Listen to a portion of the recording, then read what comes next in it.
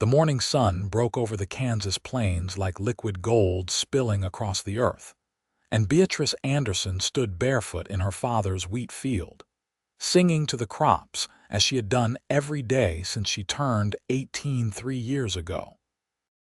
Her voice carried across the endless expanse of golden grain, a melody her mother had taught her before fever took her life when Beatrice was just a girl.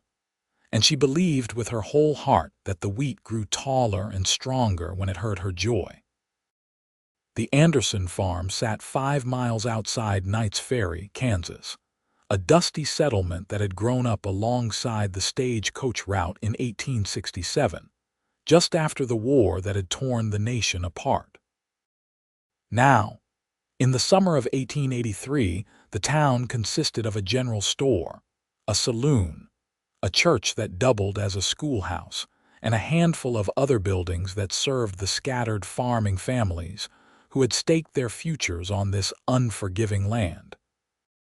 Beatrice's father, Thomas Anderson, had been one of the first to arrive, drawn by promises of fertile soil and a fresh start after losing everything during the conflict. Beatrice walked between the rows, her calico dress swishing against the stalks, her dark blonde hair catching the light as it tumbled loose from the bun she had hastily pinned that morning. She sang about rivers running clear and love that lasted forever, about children playing in the sunshine and tables laden with harvest bounty. Her voice was not trained or refined, but it held something pure and genuine, something that seemed to make the very air shimmer with hope. She did not know she had an audience until the singing stopped, and she heard the soft nicker of a horse. Beatrice spun around, her hand flying to her chest in surprise. A man sat astride a bay mare at the edge of the field, his dark hat pulled low against the morning sun. But she could see he was young, perhaps 25 or so, with broad shoulders and the lean build of someone who spent his days in the saddle. He held the reins loosely in one hand, and something about his posture suggested he had been there for some time, listening. "I apologize for startling you, miss," he said, touching the brim of his hat. His voice was deep and warm, colored by a slight drawl that marked him as someone who had traveled from further south. "I was riding past and heard singing. I thought at first it might be angels, but then I realized it was coming from this field." Beatrice felt heat rise in her cheeks. She had never been comfortable with attention, preferring the company of the wheat and the sky to the judgment of people. "It is just me singing to the crops," she said, brushing her hands against her dress. "My father thinks I am foolish, but I believe it helps them grow." The man dismounted in one fluid motion and walked his horse closer, stopping at a respectful distance. Up close, Beatrice could see his face more clearly. He had strong features, sun-bronzed skin, and eyes that were a startling shade of green, like spring grass after rain. A few days' worth of stubble shadowed his jaw and dust covered his clothes, suggesting he had been riding for a while. "Austin Parker, madam," he said, removing his hat entirely now. His dark hair was slightly too long, curling at his collar. "I have been hired by the Morrison Ranch about 10 miles west of here. I was told Knight's Ferry is the closest place to get supplies, so I was making my way into town when I heard you." "Beatrice Anderson," she replied, feeling suddenly self-conscious about her bare feet and disheveled appearance. "This is my father's farm. We grow wheat mainly, some corn and vegetables for our own use." Austin looked out across the field, and something in his expression caught her attention. It was not the usual polite interest people showed when making conversation. He seemed genuinely moved by what he had heard. "I have been a cowboy for 7 years now, madam, since I was 18 and left home in Texas. I have ridden through dust storms that blocked out the sun and slept under stars so bright they seemed close enough to touch. I have heard coyotes howling and cattle bellowing, and every sound this wild country has to offer. but I have never heard anything quite as beautiful as what I just heard. Your joy, it was like it filled the whole world." Beatrice did not know what to say. Men did not talk to her this way. The few young men in Knight's Ferry who had shown interest in courting her spoke of practical things like land and livestock, and how many children she hoped to have. None had ever mentioned joy, certainly not in a way that suggested they understood how precious and rare it was. "Thank you," she managed finally. "That is kind of you to say." "I am not being kind," Austin said, and the intensity in his green eyes made her heart beat faster. "I am being honest. I was wondering, miss, if I might ask you something that may sound strange." "You may ask," Beatrice said cautiously. "Would you teach me how to find that kind of joy? The kind that makes you want to sing to wheat fields in the morning?" He smiled then, and it transformed his face from merely handsome to something that made her breath catch. "I have been searching for something my whole life, and hearing you sing made me think maybe I have been looking in the wrong places." Before Beatrice could answer, a voice called out from the direction of the farmhouse. "Beatrice, those chickens will not feed themselves, girl." She turned to see her father standing on the porch, his arms crossed over his barrel chest. Thomas Anderson was a hard man, made harder by the loss of his wife and the constant struggle to wrest a living from the stubborn Kansas earth. He was not cruel, but he had little patience for what he called flights of fancy, which included Beatrice's habit of singing to the crops. "I must go," Beatrice said quickly to Austin. "My father needs me." "Might I see you again?" Austin asked. "Perhaps I could call on you properly." Beatrice hesitated. She had never had a suitor before, not really. A few awkward conversations after church services, a young farmer who had asked her father for permission to court her but lost interest when Thomas demanded he prove he could support a wife first. "I do not know if my father would approve," she said honestly. "Then I will speak to him and get his approval," Austin said with a confidence that should have seemed arrogant but somehow was not. "If you want me to, that is." Beatrice looked at this cowboy with his earnest green eyes and warm smile. This stranger who had heard her sing and spoken of joy as if it mattered more than acreage and rainfall. Something in her chest felt too large for her ribcage, something that wanted to burst free like her voice across the wheat fields. "Yes," she said softly, "I would like that." She hurried back toward the farmhouse, acutely aware of Austin watching her go. When she reached the porch, her father frowned at her. "Who was that man?" he demanded. "A cowboy who works for the Morrison Ranch," Beatrice replied, trying to keep her voice steady. "His name is Austin Parker. He was asking for directions to town." Thomas grunted. "Cowboys are no good, Beatrice. They drift from place to place, never settling, never putting down roots. You would do well to remember that." Beatrice said nothing, but as she went about her chores that morning, feeding the chickens and gathering eggs, churning butter and kneading bread dough, she found herself humming the melody she had been singing in the field. And every time she thought of Austin's smile and the way he had spoken about her joy, her heart did a little skip that made her feel more alive than she had in her entire 21 years. 3 days passed before Austin returned. Beatrice saw him riding up the dirt road that led to the farm while she was hanging laundry on the line behind the house. The late afternoon sun painted everything in shades of amber and gold, and a hot wind blew steadily from the south, carrying with it the smell of dry grass and dust. She watched him dismount near the porch and knock firmly on the front door, hat in hand. She could not hear the conversation from where she stood, but she saw her father's rigid posture and the way he kept his arms crossed. Austin stood straight-backed and respectful, speaking earnestly.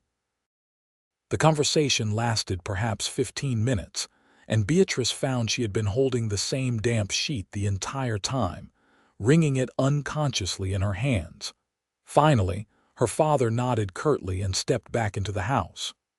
Austin turned, scanning the yard until his eyes found her.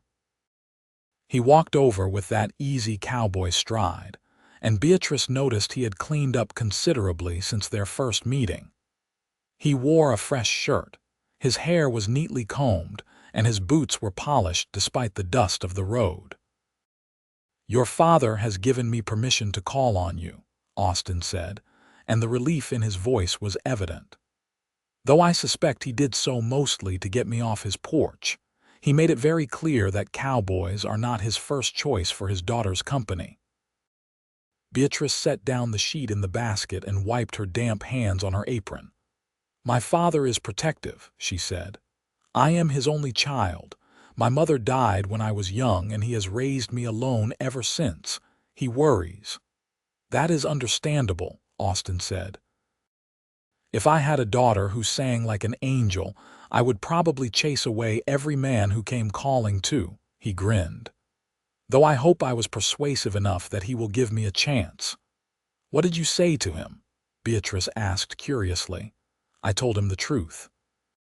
That I heard you singing, and it was the most beautiful thing I had ever experienced.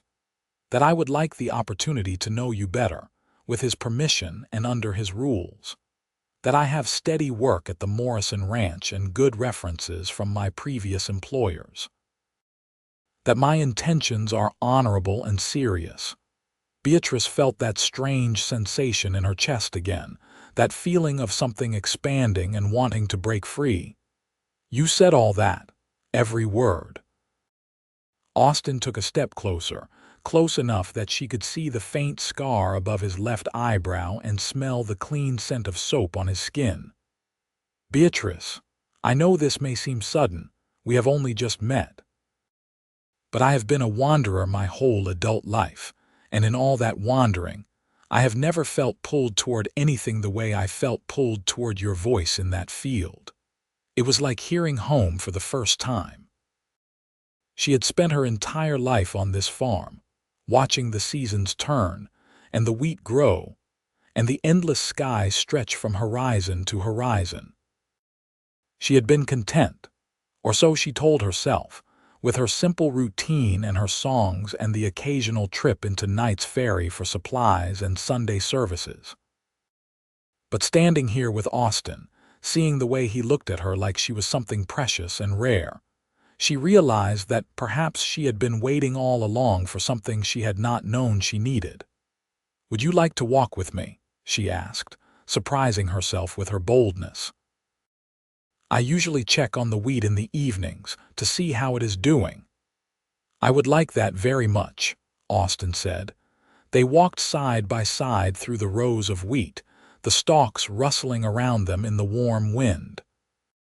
Beatrice told him about the farm, about how her father had built the house with his own hands, about the harsh winter of 1879 when they almost lost everything to the cold and had to burn half their furniture to stay warm. She told him about her mother, whose memory had faded to impressions rather than clear recollections, a soft voice and gentle hands and the scent of lavender. Austin listened with an attention that made her feel heard in a way she never had before. When she finished, he told her his own story. He had grown up on a small ranch in Texas, the youngest of 5 children. When his parents died of cholera within days of each other, the ranch had gone to his oldest brother, and Austin had struck out on his own rather than work as a hired hand on what should have been partially his inheritance. He had worked cattle drives, served as a ranch hand on spreads from Texas to Montana, saved his money, and harbored a dream of someday having his own land. "But I learned something in all that drifting," he said as they paused at the far edge of the field, looking back toward the farmhouse silhouetted against the darkening sky. "Land does not mean much if you do not have someone to share it with. I have met plenty of ranchers with thousands of acres who seemed like the loneliest people on earth." "Is that why you came to speak to my father so quickly?" Beatrice asked. "Because you do not want to be lonely?" "No," Austin said, turning to face her fully. I came back because when I heard you sing, something inside me recognized something inside you.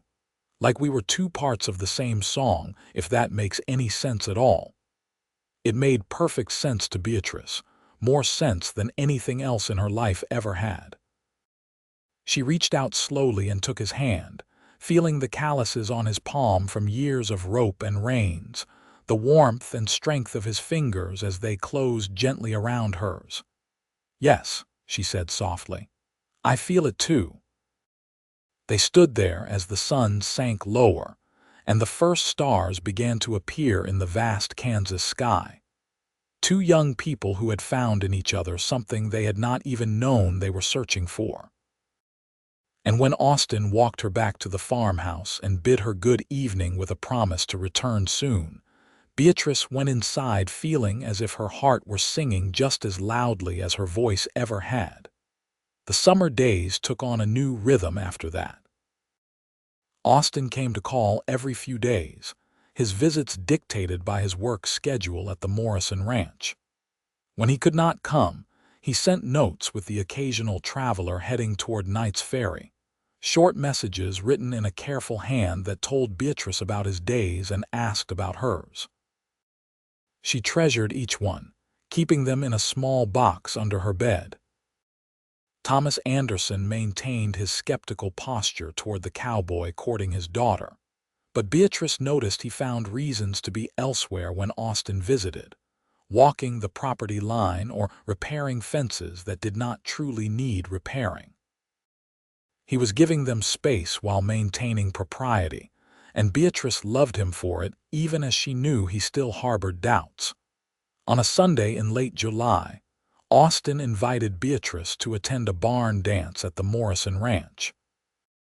It would be the first social event they attended together, a public acknowledgement of their courtship. Beatrice spent the morning in a state of nervous excitement, pressing her best dress, a light blue cotton with white flowers embroidered around the collar that had been her mother's. Her father watched her preparations with a frown but said nothing until she was ready to leave. "You are serious about this young man," Thomas said. It was not a question. Beatrice met her father's eyes, seeing the worry and protectiveness there, but also seeing something else.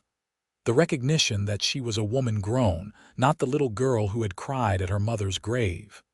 "Yes, Papa, I am serious about him." "He is a good man, I suppose," Thomas admitted grudgingly. "He speaks well and works hard from what I hear. But Beatrice, a cowboy's life is uncertain. He could be called away to a cattle drive or decide to chase opportunities in Montana or California. You deserve stability." "I deserve happiness," Beatrice said gently. "And Austin makes me happy in a way I did not know I could be." Thomas was silent for a long moment, then nodded slowly. "Your mother would have liked him, I think. She was always drawn to people who had joy in them." His voice roughened.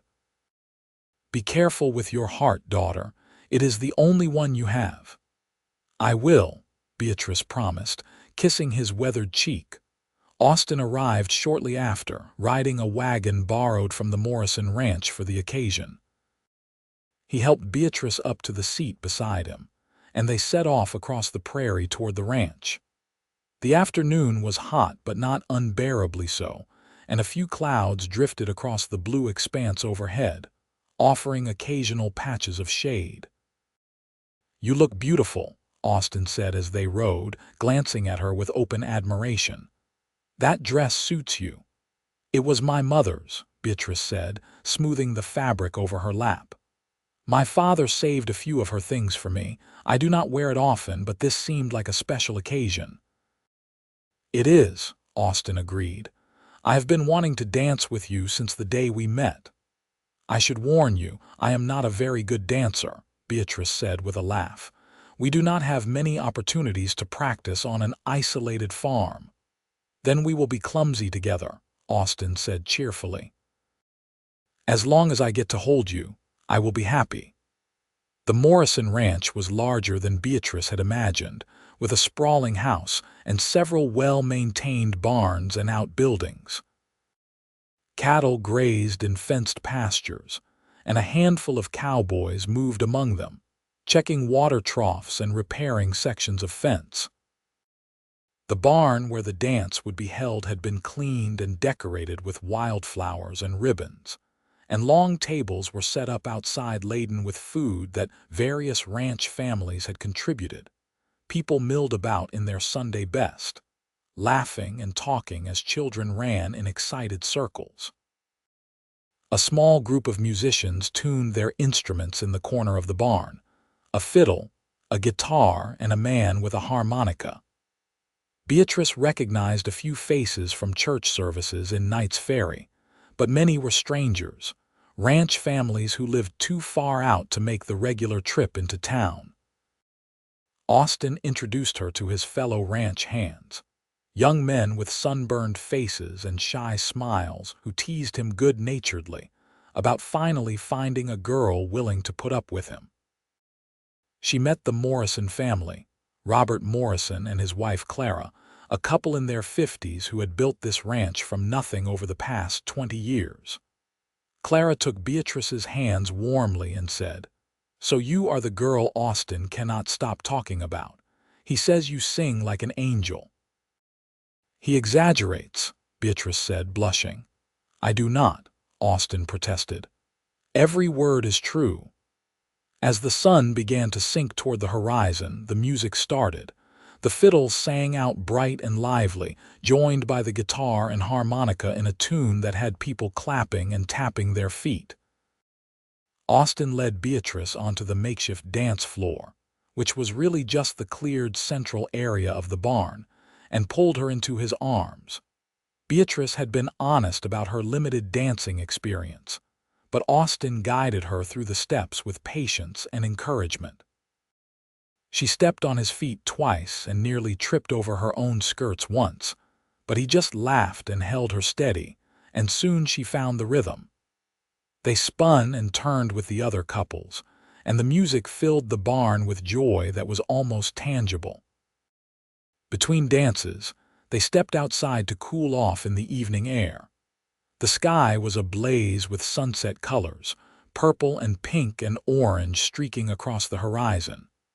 Austin brought her a cup of cool water from the pump, and they stood together watching the children play tag among the wagons. "I have been thinking about what you asked me," Beatrice said, "that first day when we met, about teaching you how to find joy." "And?" Austin asked, giving her his full attention. "I do not think I can teach it," Beatrice said slowly, working through the thoughts that had been forming over the past weeks. "Because I think you already have it. You just did not recognize it before. Joy is not something you find in a place or a thing. It is something you choose to feel, even when life is hard, especially when life is hard." Austin considered this, nodding slowly. "My mother used to say something similar. She said that happiness was a decision you made every morning when you woke up, to be grateful for another day even if that day would be full of work and worry." "Yes," Beatrice said, pleased that he understood. "I sing to the wheat not because it makes the wheat grow, though I like to believe it helps. I sing because it reminds me that there is beauty in the work, in the waiting, in the seasons turning. It reminds me to be grateful." Austin set down his cup and took both her hands in his. "Beatrice Anderson, you are the wisest person I have ever met and the kindest and the most beautiful. I know we have only known each other a short while, but I need you to know something. I am falling in love with you. Actually, I think I started falling the moment I heard you sing." Beatrice's heart hammered in her chest. She had known this was coming, had felt the same growing attachment, but hearing him say it out loud made it real in a way that thrilled and terrified her. "I am falling in love with you too," she whispered. "I think about you all the time.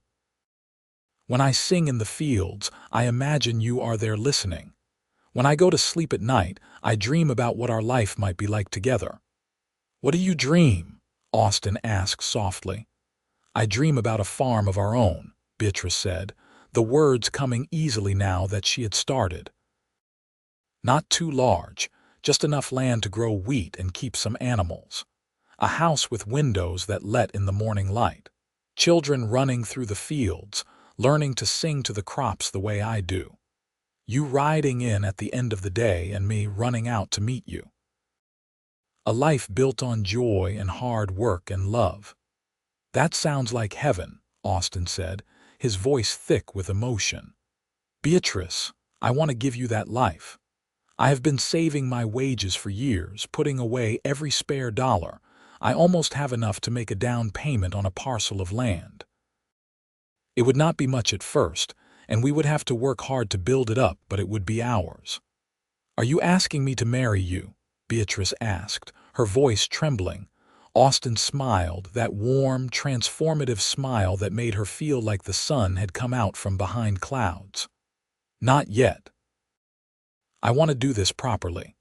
I need to ask your father's permission first, and I want to be able to offer you something more concrete than dreams.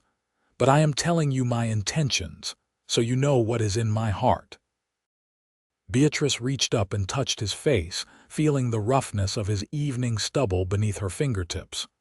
You already have my answer, she said, whenever you are ready to ask. Austin kissed her then, a soft, sweet kiss that tasted of happiness and promise. It was Beatrice's first kiss, and she thought nothing in her life could ever surpass this moment, standing in the Kansas evening with this man who heard her joy and wanted to build a life around it. They returned to the dance, and the rest of the evening passed in a blur of music and laughter. Austin introduced her to more people, and Beatrice found herself welcomed warmly into this community of ranching families.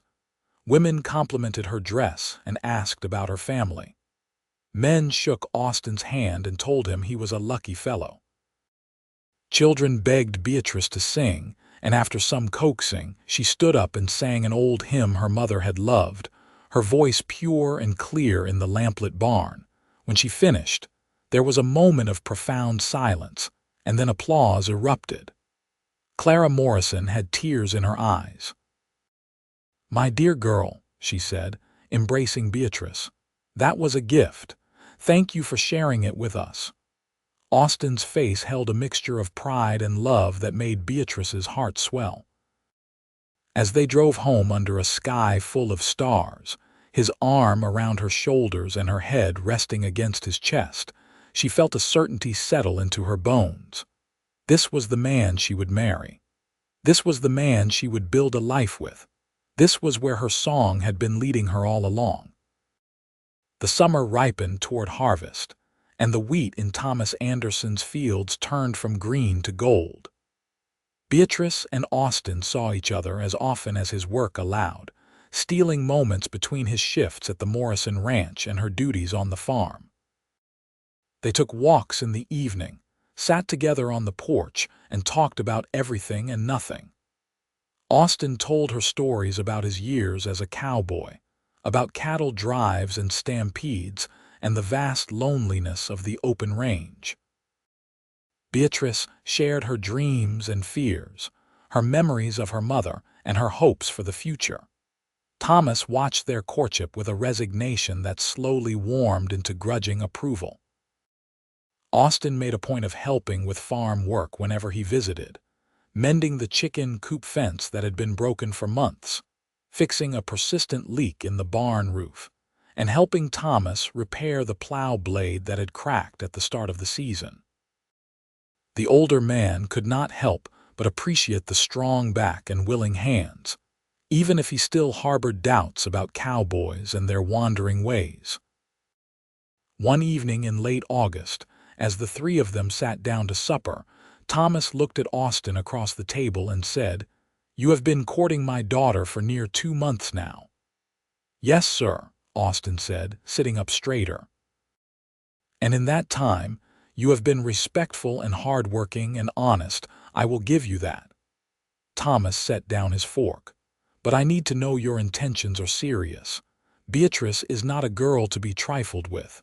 She is my only child, and I will not see her hurt." "Papa," Beatrice protested, but Austin held up a hand gently. "No, he is right to ask," Austin said. He took a deep breath and met Thomas's eyes directly. "Sir, I love your daughter. I want to marry her with your permission. I have been saving money for years, and I have enough now to make a down payment on 160 acres about 3 miles north of here. The land has a creek running through it and good soil. It would need a house built and fields cleared, but I am not afraid of hard work. I would provide for Beatrice and any children we might have. I would honor her and cherish her every day of my life."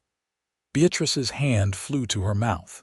She had known this was coming, but hearing it spoken aloud to her father made it real. Thomas was quiet for a long moment, studying Austin's face. Finally, he said, "You are asking me to give you the most precious thing in my life."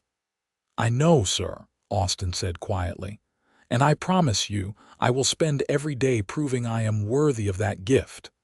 Thomas looked at his daughter, seeing the hope and love shining in her eyes. He sighed, a long exhale that seemed to carry years of worry and protectiveness. "Then you have my permission," he said gruffly. "But you will marry her properly in the church, with the whole town as witness, and you will build that house before the wedding so she has a proper home to go to." "Yes, sir," Austin agreed immediately. "Thank you, sir."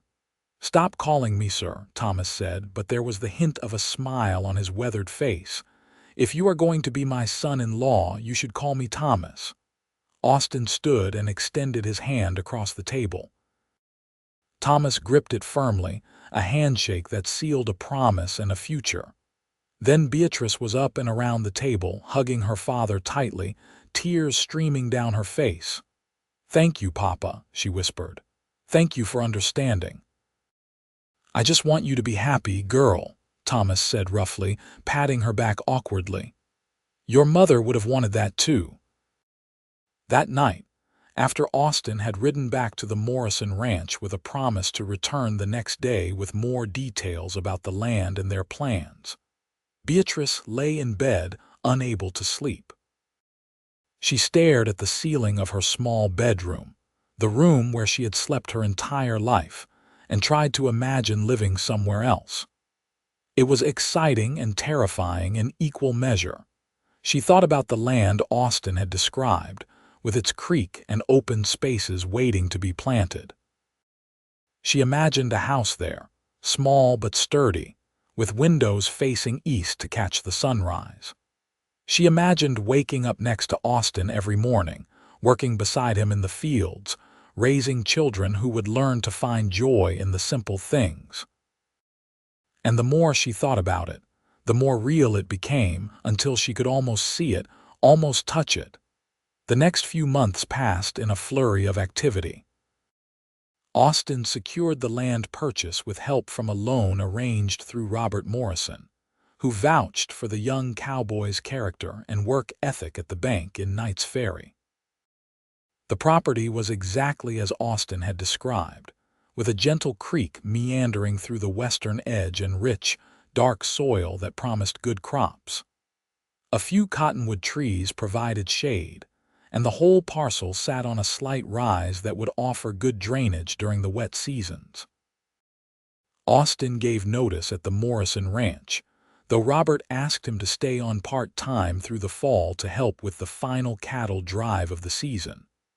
The pay would help fund the house construction and supplies they would need to start the farm. Austin agreed, knowing that every dollar would matter in these early days. Thomas, to everyone's surprise, threw himself into helping Austin build the house. Perhaps it was his way of ensuring his daughter would have a solid roof over her head, or perhaps it was his way of getting to know his future son-in-law better. But either way, the two men spent long days on the property, measuring and cutting and hammering. They enlisted help from neighboring farmers, and the house went up with surprising speed according to the barn-raising tradition of the prairie, where neighbors helped neighbors knowing that someday they might need the same assistance. Beatrice divided her time between helping her father with the farm and preparing for her wedding and new life. She sewed curtains and quilts, preserved vegetables from their garden, and saved seeds from the best wheat stalks to plant on the new property. The women of Knight's Ferry, having heard about the young farmer's daughter who sang to her crops and the cowboy who fell in love with her voice, rallied around her with gifts and advice. Clara Morrison taught her how to render tallow for candles and soap. Mrs. Fletcher from the general store showed her how to make a particular stew that stretched a small amount of meat into a filling meal. Old Mrs. Chen, whose family ran the laundry, shared her recipe for preserved ginger that could settle an upset stomach or add flavor to otherwise bland dishes. Beatrice was touched by the generosity of these women, many of whom she had known only in passing before. She realized that this was what community meant on the frontier. People taking care of each other because out here, isolated and vulnerable to the whims of weather and fate, they were all each other had. On a crisp October morning, with the cottonwood trees flaming gold and the air carrying the first hint of winter, Austin Parker and Beatrice Anderson were married in the small church in Knight's Ferry. Beatrice wore her mother's wedding dress, carefully preserved and altered to fit her frame. Austin wore a new suit purchased with some of his savings, his hair neatly trimmed and his face cleanly shaven. Thomas walked his daughter down the aisle with tears in his eyes, and Robert Morrison stood up as Austin's best man. The ceremony was simple but heartfelt. Reverend Matthews, who had baptized Beatrice as an infant, spoke about love and commitment and the sacred bond of marriage. When it came time for vows, Austin's voice was steady and sure as he promised to love and honor Beatrice all the days of his life. Beatrice's voice trembled with emotion as she made the same promises, but her words rang clear in the small church. And when the Reverend pronounced them husband and wife and Austin kissed her, a cheer went up from the assembled townspeople. It seemed like everyone in Knight's Ferry and the surrounding area had turned out for the wedding, filling the church and spilling out onto the street. There was a celebration afterward at the church hall, with food and music and dancing. Beatrice sang for her guests, her voice soaring as she performed a song about two hearts finding home in each other. Austin could not take his eyes off her, his face radiating pride and love. As the sun began to set, the newlyweds climbed into the wagon Austin had purchased for the farm, now decorated with ribbons and tin cans tied to the back by some of the younger guests. Thomas embraced his daughter one last time, whispering something in her ear that made her cry and laugh at the same time. Then Austin clicked to the horses and they were off, rolling across the prairie toward their new home and new life. The house was small, just 3 rooms and a loft, but it was solidly built and waiting for them. Austin had lit lamps inside before leaving for the wedding that morning, and warm light spilled from the windows as they approached. He helped Beatrice down from the wagon and then, grinning, swept her up in his arms. "I believe this is traditional," he said, carrying her across the threshold. "I believe you are right," Beatrice said, laughing and holding tight to his neck. Inside, the house smelled of fresh cut wood and the wildflowers someone had left in a jar on the table. There was a bed in the small bedroom, a wedding gift from Thomas made of sturdy oak. The kitchen held a stove and a table with 2 chairs, and Beatrice's carefully sewn curtains hung in the windows.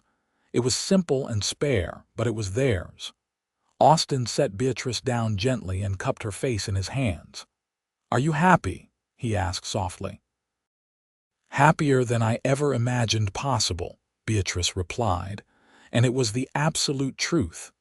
They made love for the first time that night, gentle and awkward and tender, 2 young people learning each other. Afterward, They lay tangled together in the narrow bed, talking in whispers as the prairie wind sang outside their windows. Austin stroked Beatrice's hair and told her about all the things he wanted to build for her. A bigger house eventually, a barn for animals, fields of wheat that would stretch as far as the eye could see.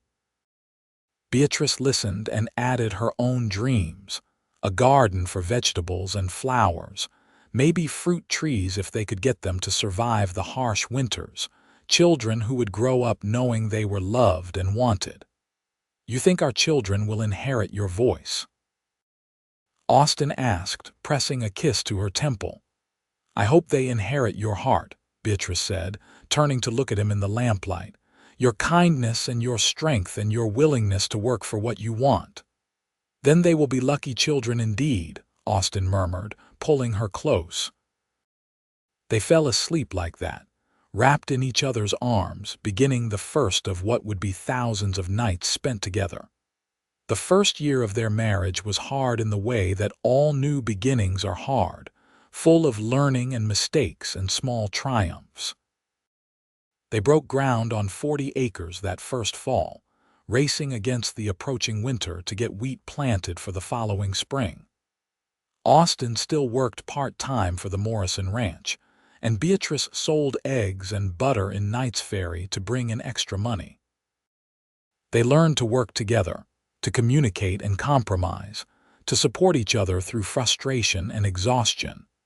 The house stayed cold that winter despite their best efforts, and more than once Beatrice woke to find frost on the inside of the windows. They burned through their woodpile faster than anticipated and had to purchase more at prices that made Austin wince. The wheat they had planted was at the mercy of the winter weather, and they could only hope it would survive to sprout in the spring. But there were good moments, too. Evenings spent by the fire, Austin reading aloud from borrowed books while Beatrice mended clothes.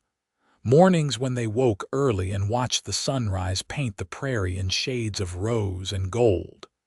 The first snow of the season, when they ran outside like children and caught flakes on their tongues. Christmas, which they celebrated alone with a small tree Austin cut from near the creek, decorated with strings of popcorn and paper ornaments Beatrice folded. Thomas visited regularly, usually bringing some small gift or practical item they needed. He never said much, but Beatrice could tell he was relieved to see her happy and well cared for. On one visit, he pulled Austin aside and said gruffly, "You have done well by her. Her mother would have been pleased." It was the highest compliment he could give. Spring arrived with a rush of green, and their wheat sprouted right on schedule. Beatrice walked the field every morning, singing to the crops as she always had. Sometimes Austin walked with her, his arm around her waist, listening to her voice carry across their land. Other times he watched from the porch, taking a moment's rest from the endless work of building a farm. In May, Beatrice realized her monthly courses were late. She waited another week before saying anything, afraid to hope, but when the signs continued, she finally told Austin over breakfast one morning. "I think I might be carrying a child," she said quietly, watching his face. Austin set down his coffee cup, his expression shifting through surprise to joy to something like awe. "Truly, I cannot be certain yet," Beatrice cautioned, "but all the signs point to it." Austin came around the table and pulled her into his arms, holding her close. "A baby," he whispered into her hair. "We are going to have a baby." Beatrice felt tears prick her eyes. "Are you happy?" "Happy does not even begin to cover it," Austin said, pulling back to look at her face. "You are giving me everything I ever wanted, a home, a life, and now a family." They told Thomas at the next Sunday dinner, and the older man's face softened in a way Beatrice had not seen since she was a small child. "A grandchild," he said wonderingly. "Your mother would have been over the moon." "I wish she could be here," Beatrice said quietly. "She is," Thomas said firmly. She is here in you, in the songs you sing, in the love you give, and she will be here in your child too. The summer passed in a haze of heat and work and growing anticipation. Their wheat came in strong, and the harvest was better than they had dared hope. Austin hired a few neighboring men to help bring in the crop, and they worked dawn to dusk getting it cut and bundled and ready to take to market. The sale of that first harvest meant they could pay down some of their debt and have a cushion for the winter ahead. Beatrice's pregnancy progressed normally, though she was often tired and sick in the mornings.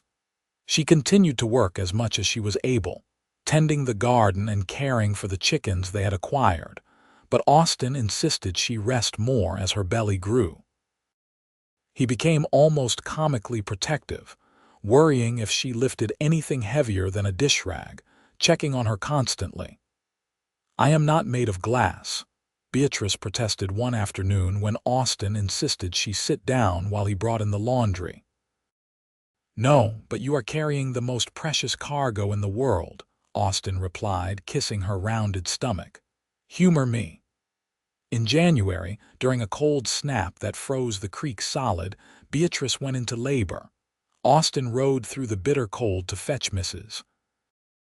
Morrison, who had experience as a midwife, and then to the neighboring farm to ask Mrs. Fletcher to come help. Thomas arrived shortly after, alerted by a ranch hand Austin had sent to the Anderson farm with the news. The labor was long and difficult.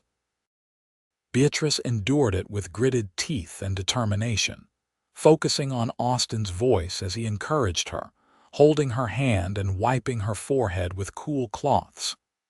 Mrs. Morrison coached her through the breathing and pushing, and Mrs. Fletcher kept water boiling and clean linens ready.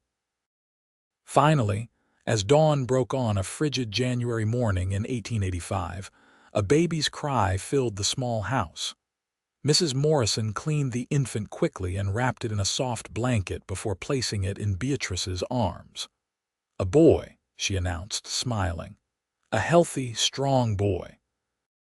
Beatrice looked down at her son, at his red, wrinkled face and shock of dark hair, and felt a love so overwhelming it took her breath away. Austin leaned over them both, his eyes bright with tears. "He is perfect," Austin whispered. "You are perfect. Thank you, Beatrice." They named him Andrew, after Austin's father.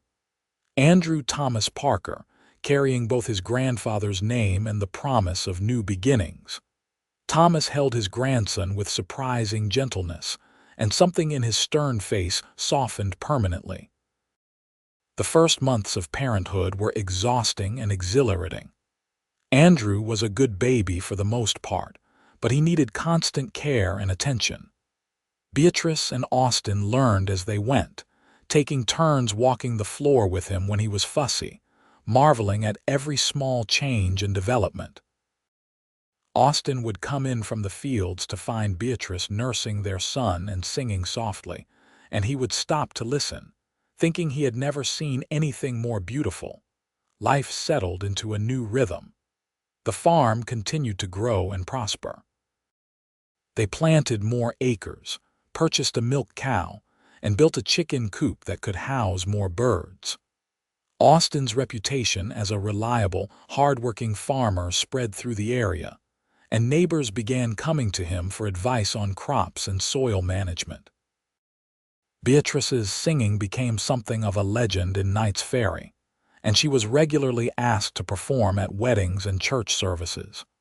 When Andrew was 2 years old, Beatrice discovered she was pregnant again. This pregnancy was easier than the first, perhaps because she knew what to expect.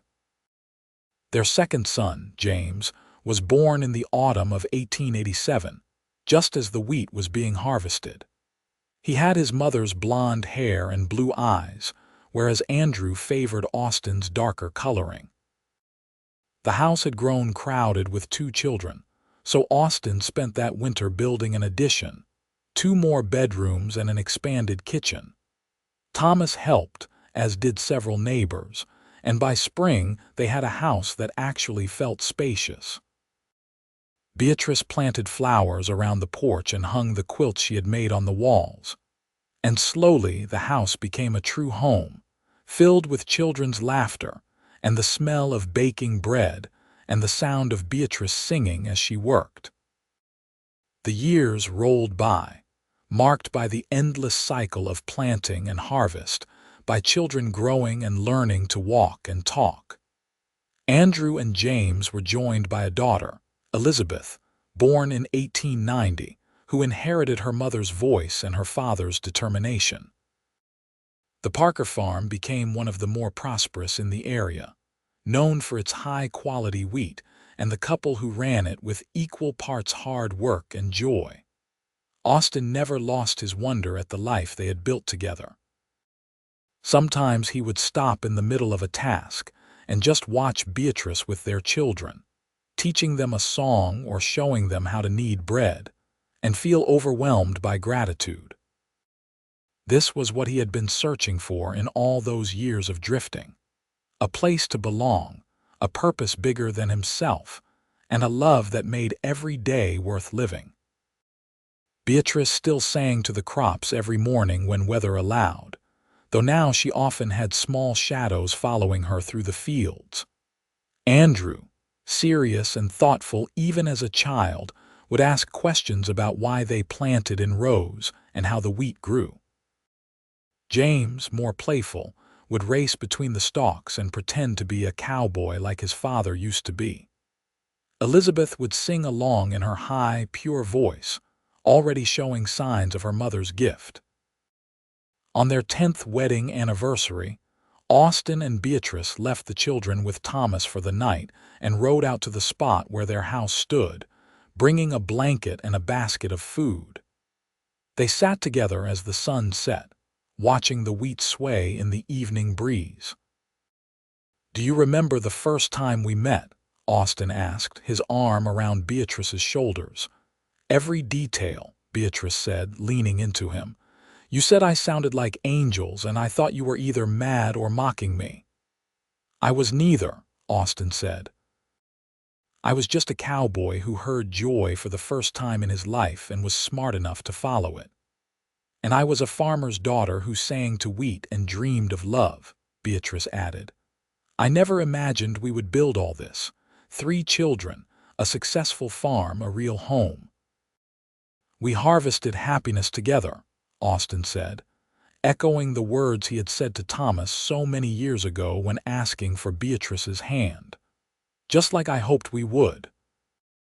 Beatrice turned to look at him, seeing the lines that sun and work had etched around his eyes, the gray starting to appear at his temples, the calluses on his hands from a decade of farming.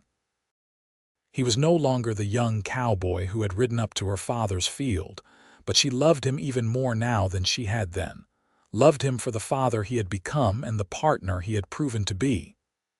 "I would not change a single thing," she said softly. "Not one moment, not one choice. This life we have made is everything I ever wanted." Austin kissed her as the sun sank below the horizon, painting the sky in brilliant shades of orange and red. The wheat whispered around them, and somewhere in the distance, a coyote called to its mate. This was the Wild West, untamed and beautiful and harsh, but they had made a home here, had planted roots deep and strong. And as the stars began to appear overhead, Beatrice sang, her voice carrying across the prairie they had claimed as their own, a song of love and gratitude and joy that would echo through the years to come. The children grew, as children do, and each brought their own personality and dreams to the Parker household. Andrew, the eldest, showed an early aptitude for reading and learning. By the time he was 10, he had read every book in their small collection multiple times and borrowed more from anyone who would lend them.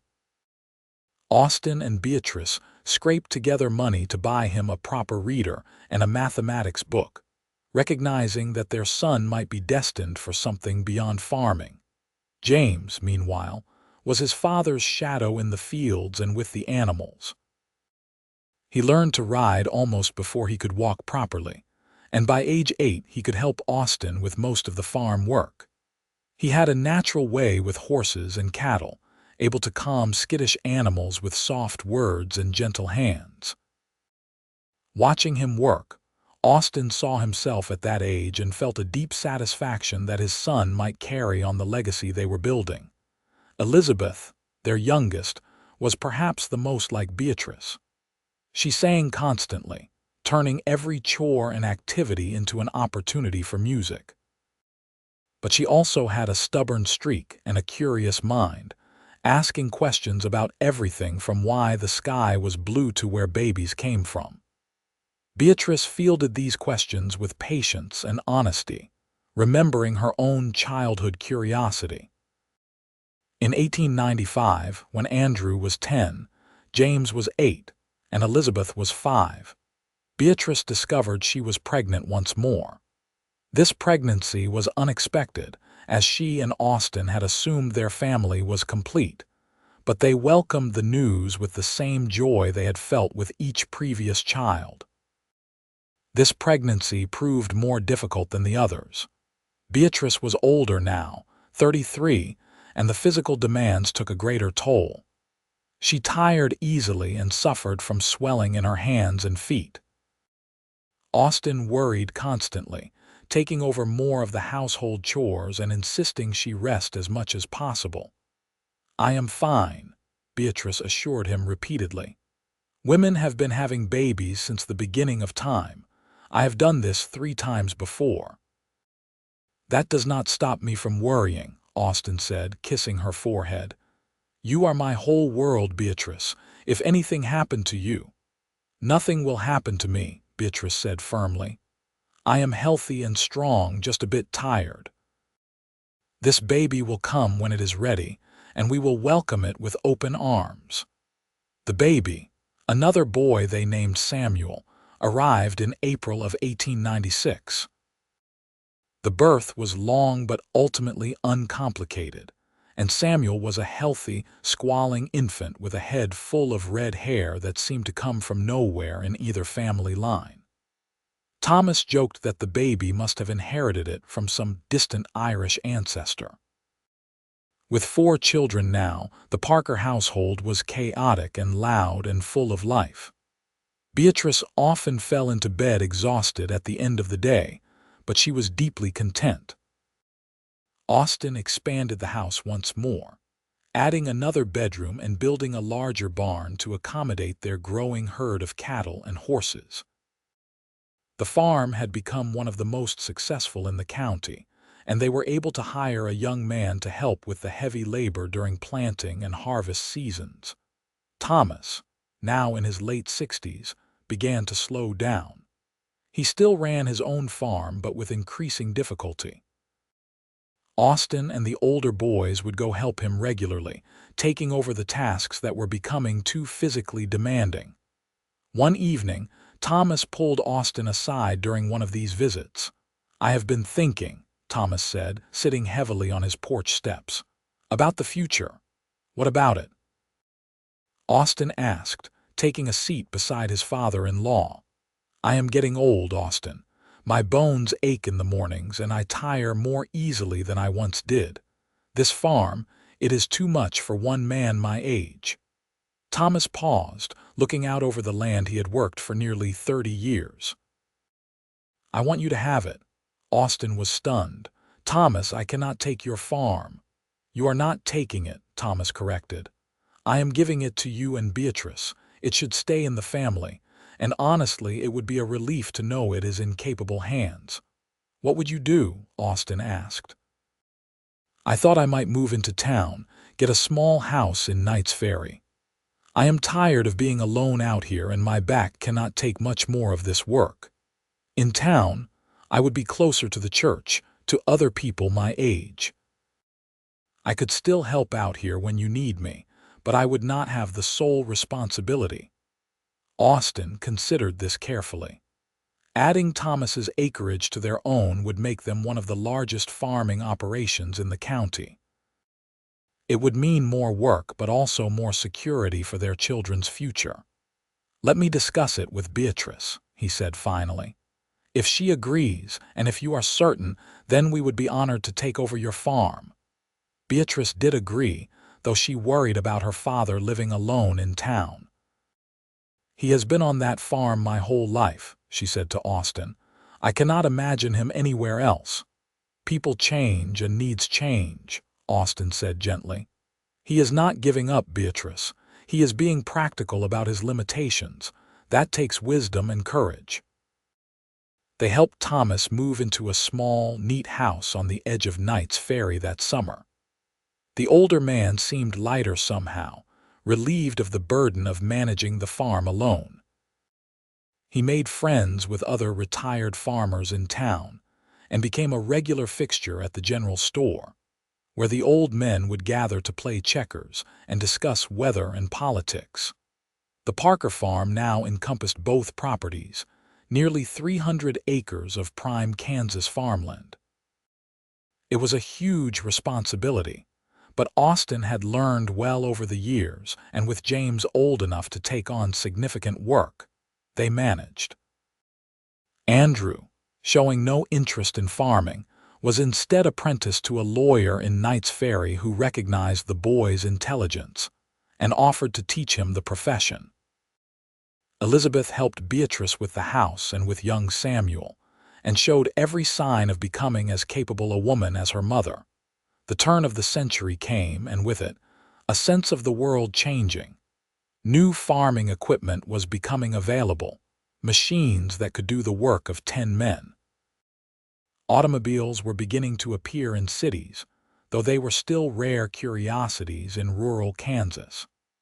There was talk of electricity coming to some of the larger towns, of telephones that could transmit voices across vast distances. Austin and Beatrice, now in their early 40s, found themselves in the strange position of being established members of their community. Young farmers came to Austin for advice. Beatrice was asked to serve on the church council and to help organize social events in Knight's Ferry. Their opinions were sought and valued, but despite all the changes and responsibilities, they never lost the essential joy that had brought them together. Austin still stopped sometimes to watch Beatrice sing in the fields, her voice perhaps not quite as strong as it once was, but no less beautiful. Beatrice still felt her heart skip when Austin came in from a day's work, dusty and tired but smiling when he saw her. On quiet evenings, after the children were in bed and the chores were done, they would sit together on the porch they had built with their own hands, holding hands and watching the stars wheel overhead. Sometimes they talked, sharing thoughts about the children or plans for the farm. Sometimes they sat in comfortable silence, needing no words to express what they felt. "You ever miss it?" Beatrice asked one such evening. "The cowboy life, the freedom of the open range." Austin considered the question seriously. "Sometimes I miss certain aspects of it," he admitted. "The simplicity, maybe the adventure. But I would not trade what we have for anything. That life was me searching for something I could not name. This life is me having found it." "I am glad you found it," Beatrice said softly. "I am glad you heard me singing that day." "Best decision I ever made," Austin said, bringing her hand to his lips and kissing it gently, was stopping to listen. The years continued their steady march. Andrew became a successful lawyer, setting up practice in Topeka but returning home regularly to visit. He married a schoolteacher named Sarah, and they gave Austin and Beatrice their first grandchildren, twins named Robert and Rose. James took over the day-to-day running of the farm, proving to be even more capable than his father in many ways. He married a neighboring farmer's daughter, and they moved into the old Anderson farmhouse, keeping that part of the property productive.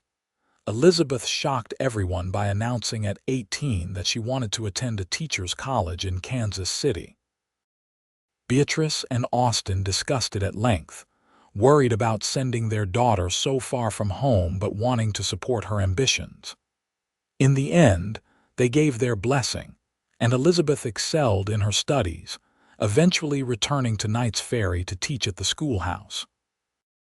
Samuel, the surprise baby, proved to be a blend of all his siblings. He loved farming like James, but also enjoyed books like Andrew and had Elizabeth's musical talent. He was the child who kept Beatrice and Austin young, forcing them to stay energetic and engaged even as they moved into their 50s.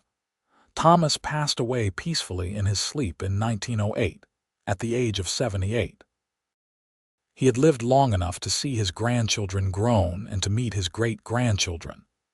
At his funeral, held in the Knight's Ferry church he had helped build decades earlier, Beatrice sang the hymn her mother had loved. Her voice, though touched by age now, still held that quality of pure joy that had first captured Austin's attention 25 years before. Austin held her hand as she sang, tears streaming down his weathered face. Thomas had become more than a father-in-law over the years. He had been a friend and mentor, the father Austin had lost young.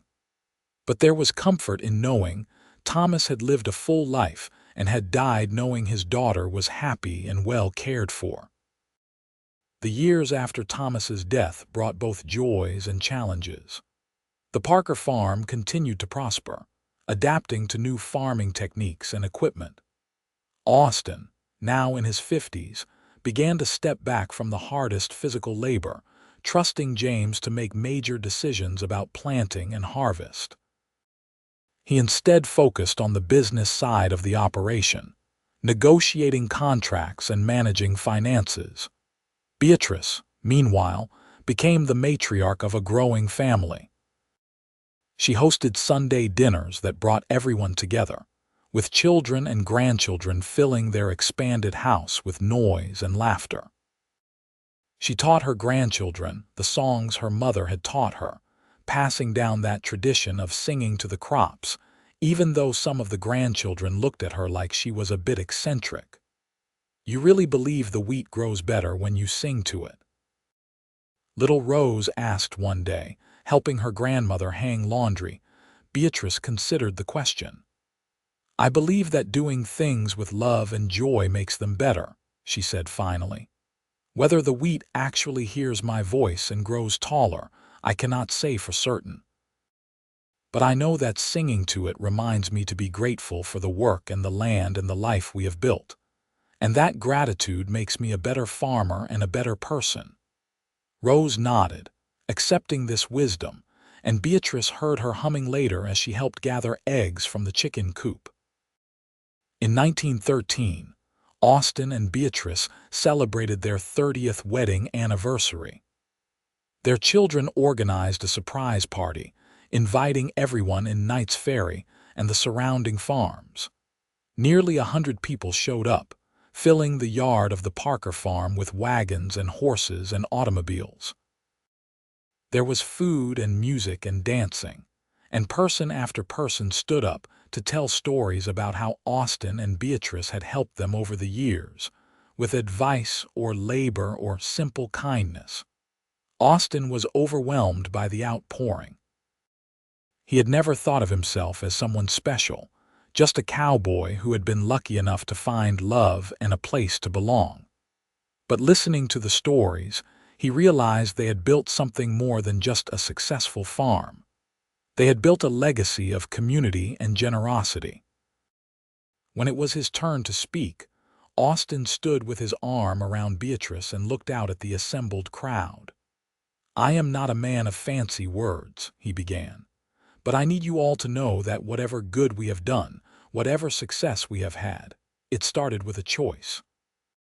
30 years ago, I heard a woman singing in a wheat field, and instead of riding past, I stopped to listen. That one choice changed my entire life. It brought me love and home and purpose. It gave me children and grandchildren and friends. It gave me everything." He turned to Beatrice, his eyes bright with emotion. "You gave me everything, and I will spend whatever time I have left trying to deserve it." Beatrice kissed him while their family and friends applauded, and there was not a dry eye in the yard. As they moved into their 60s, Austin and Beatrice began to slow down in the way that all people do. Austin's back, never quite the same after years of hard farm labor, sometimes kept him up at night with pain. Beatrice's hands, which had kneaded countless loaves of bread and scrubbed endless piles of laundry, became stiff with arthritis. But they adapted, finding new ways to be useful and productive. Austin spent more time advising than doing, sharing his decades of farming knowledge with James and with younger farmers in the area. Beatrice focused on her grandchildren, teaching them to cook and sew and sing. She also began writing down family recipes and stories, creating a record for future generations. On a warm spring morning in 1918, Beatrice stood in what had been her father's wheat field all those years ago, watching the sun rise over the land that had shaped her entire life. She was 66 years old now, her dark blonde hair gone mostly silver, her face lined with the marks of a life well lived. But her voice, when she began to sing, still held that quality of pure joy that had defined her. She did not hear Austin approach, did not know he was there until she felt his arms wrap around her from behind, his chin resting on her shoulder. They stood like that, husband and wife, partners in every sense of the word, watching the wheat sway in the morning breeze. "Still singing to the crops," Austin murmured, his voice rougher with age but still warm. "Always," Beatrice said, leaning back against him. "As long as I have breath, I will sing." "And I will always stop to listen," Austin promised. They stayed there until the sun was fully risen. Two people who had chosen each other 35 years ago and had never regretted that choice for a single moment. The wheat grew golden around them, fed by rich soil and careful tending and the endless cycle of seasons. And if it grew a little taller, a little stronger, because of the songs it heard, well, who could say for certain? What mattered was the joy, the love, and the life they had harvested together. The years that followed brought the inevitable changes of aging. Austin developed a persistent cough in the winter of 1920 that worried Beatrice deeply. The local doctor diagnosed it as a chronic condition, likely from decades of breathing wheat chaff and dust, but assured them it was manageable with rest and care. Austin grumbled about being forced to slow down even more, but he obeyed Beatrice's strict orders to stay inside during cold or dusty days. James and his wife, Martha, officially took over full management of the farm. They had 4 children of their own now, and the eldest, Michael, showed the same aptitude for farming that his father had. The Parker farm would continue into the next generation, a source of deep satisfaction to both Austin and Beatrice. Andrew's law practice had become one of the most respected in Kansas. He handled cases ranging from land disputes to criminal defense, and he made it a point to offer reduced rates or free services to farmers who were struggling. "You and Pa taught me that success means nothing if you do not use it to help others," he told Beatrice during one visit. Elizabeth had married late, at 28, to a widower named Daniel who had 2 young children. She had proven to be an excellent stepmother while also teaching full-time at the schoolhouse. She never had biological children of her own, but she poured all her considerable love into her students and stepchildren. "Every child who walks through my classroom door is mine to care for," she often said. Samuel, now in his mid-20s, had surprised everyone by announcing he wanted to become a veterinarian. He had always had a way with animals, and the profession suited him perfectly. He apprenticed with an older vet in Topeka, and then returned to set up practice in Knights Ferry, where he served the farming families who needed someone to care for their livestock. Watching their children succeed and build their own families brought Austin and Beatrice tremendous joy. They had grandchildren scattered across Kansas now, each carrying a piece of the legacy they had built. Some had inherited Beatrice's musical talent, others Austin's steady work ethic and practical wisdom. All of them knew the story of how their grandparents had met, the farmer's daughter who sang to her crops and the cowboy who heard her joy. In 1925, Knight's Ferry celebrated its 60th anniversary. The town had grown considerably from its early days, boasting a proper school building, a bank, a doctor's office, and various other establishments. The celebration was a week-long affair, with speeches and exhibitions and a large dance on the final night.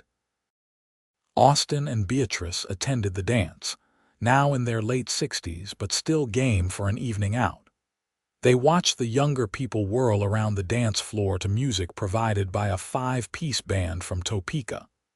But when the band struck up a waltz, Austin stood and extended his hand to his wife. "May I have this dance, Mrs. Parker?" Beatrice smiled and took his hand. "You may, Mr. Parker."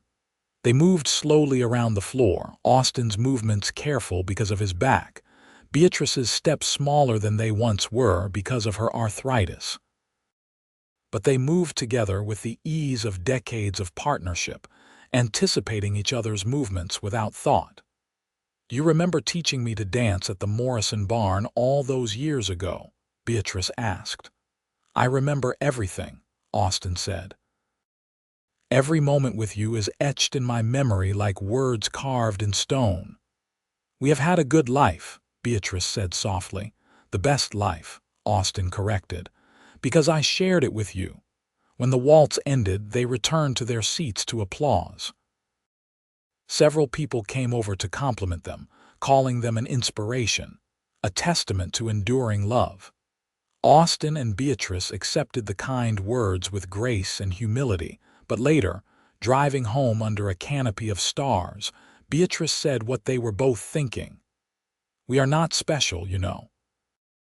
We just chose each other and kept choosing each other every day through good times and hard times." "That is what makes it special," Austin replied. "Anyone can fall in love. It takes something more to stay in love for 40 years. They reached their home, the house Austin had built with his own hands and that they had expanded and improved over the decades. It stood solid and welcoming, lamplight glowing in the windows where James's family still waited up for them. This place, this farm, this life, it was everything they had dreamed of and more.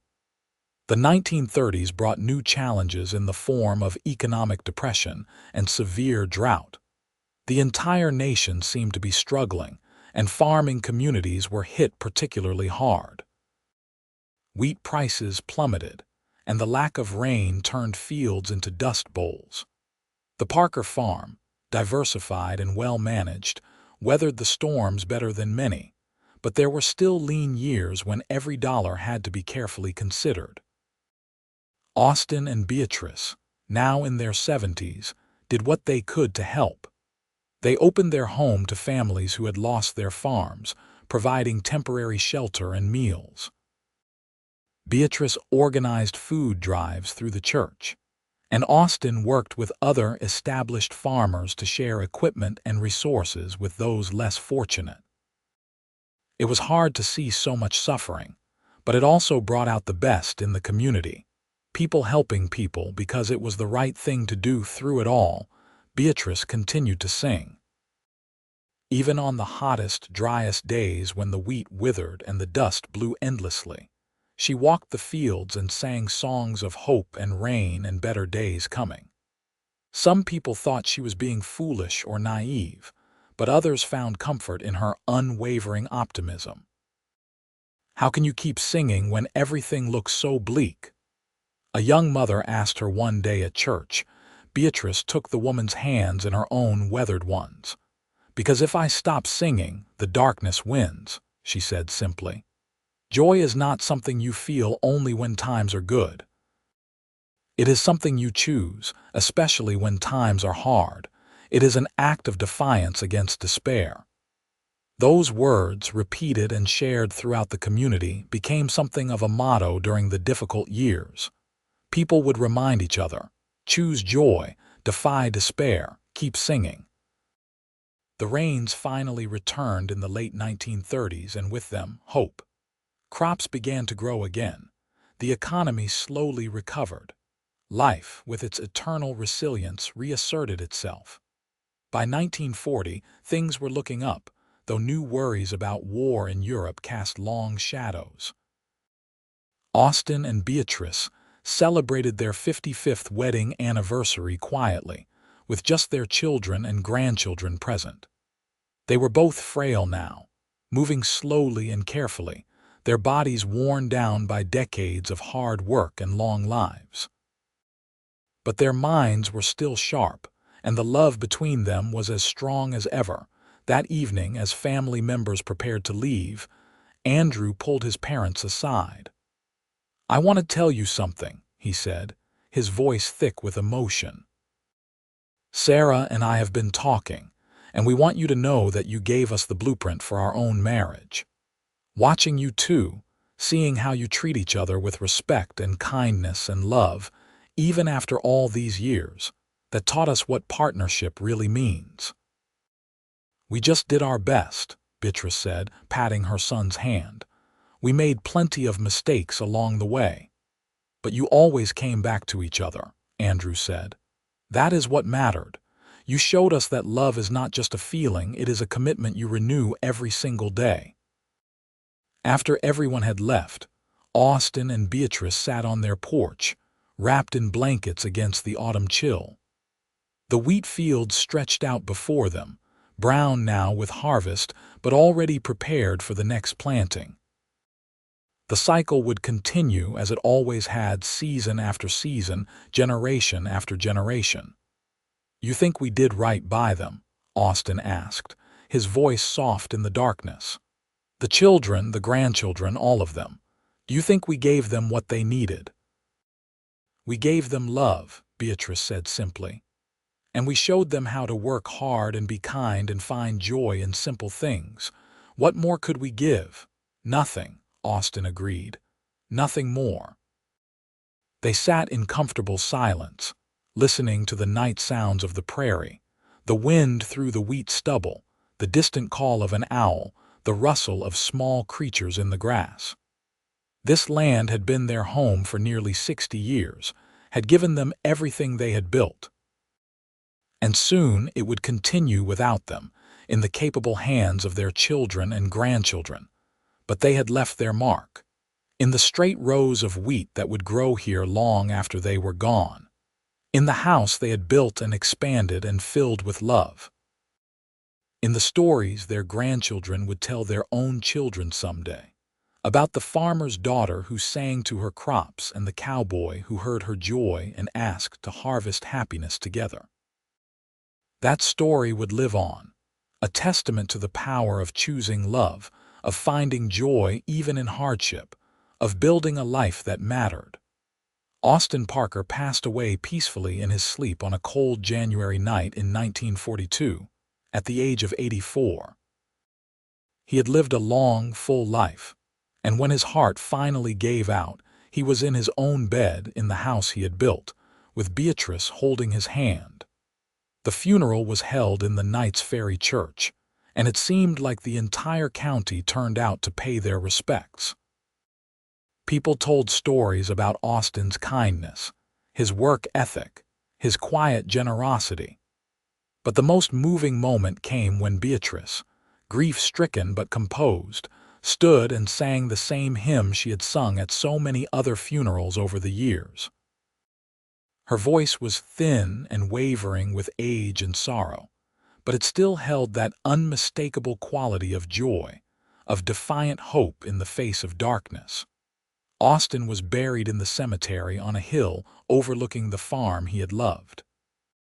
Beatrice visited his grave every week, bringing wildflowers in the summer and evergreen boughs in the winter. She would sit on the bench James had placed there and tell Austin about the family, about the farm, about the wheat that still grew golden every summer. Without Austin, Beatrice felt only half present in the world. They had been partners for nearly 60 years, had known each other's thoughts and moods as well as their own. The house felt empty despite being filled with family. The mornings felt wrong without Austin's presence at the breakfast table. But Beatrice endured because that was what people did, what Austin would have wanted her to do. She continued to sing, though her voice grew weaker with each passing season. She continued to love her family and take joy in her great-grandchildren, who now numbered in the dozens. She continued to choose happiness, even through grief, because that was who she was, who she had always been. On a morning in late summer, 1945, Beatrice Anderson Parker passed away in her sleep at the age of 83. She had lived to see the end of World War II, had lived to hold the newest generation of Parkers, had lived a life so full of love and purpose that when the end came, it felt almost like a gentle rest after a long day's work. She was buried beside Austin on the hill overlooking the farm. At her funeral, every one of her grandchildren and great-grandchildren sang together, their voices blending in harmony on the old hymn she had taught them all. It was a fitting tribute to a woman who had believed in the power of song, of joy, of choosing love every single day. The Parker farm continued, passed down to James and then to his son Michael. The house stood strong, expanded and updated over the years, but still recognizably the same structure Austin had built with his own hands. The wheat fields continued to produce, fed by the same rich soil, tended with the same care and dedication. And on quiet mornings when the sun rose golden over the Kansas prairie, if you listened very carefully, you could almost hear singing carried on the wind. The voice of a farmer's daughter who had believed that joy could make things grow, who had taught generations that love was a choice and happiness, was a harvest you reaped through hard work and devotion. The story of Austin and Beatrice became legend in Knight's Ferry, told and retold until it took on the quality of myth. But for those who had known them, who had been shaped by their example, the story was simply truth. Truth about what love could be when two people committed fully to each other. Truth about the power of joy in the face of hardship. Truth about building a legacy that mattered. Decades after their deaths, great-great-grandchildren who never met them would still speak their names with reverence, would still plant wheat in straight rows and tend it with care, would still gather for Sunday dinners and sing old hymns together, would still choose every day to find joy in the work and love in the partnership and hope in the endless turning of seasons. Because that was what Austin and Beatrice had taught them, not through words but through the example of a life well lived together. A cowboy and a farmer's daughter who had heard each other's hearts and decided to build a future on that foundation of recognition and respect and abiding, enduring love. Their story was complete, beginning to end, a circle closed. And in that completion was the satisfaction of a life that had mattered, love that had lasted, and happiness harvested day by day, year by year, until the very end. The wheat still grew golden in the Kansas fields. The wind still sang through the stalks. And somewhere, in the memory of all who came after, a young woman's voice still echoed across the prairie, singing of joy and hope and love that would never truly die as long as someone remembered to listen.